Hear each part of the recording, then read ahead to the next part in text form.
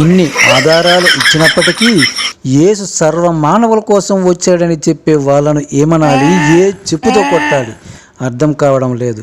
4 సువార్తలలో యేసు ఇంకా కొన్ని విషయాలు ఖచ్చితంగా చెప్పినప్పటికీ పాస్టర్లు మాత్రం దానిని తారుమారు చేసి యేసు అందరి కోసం వచ్చాడు, సర్వ మానవాళికి రక్షించే రక్షకుడు అని చెప్పటం ఎంతవరకు నిజమో మీరే గ్రహించండి.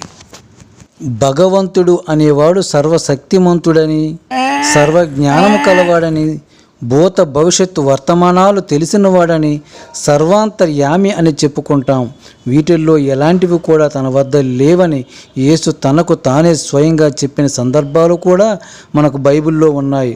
ముచ్చటకు ఒక చిన్న ఉదాహరణ చెప్తాను. అది ఏమిటంటే, యేసు నాకు నేనుగా ఏమీ మాట్లాడలేను, నేను ఏం మాట్లాడాలన్నా నా తండ్రి చెప్పాల్సిందేనని యేసు యోహాను సువార్త ద్వారా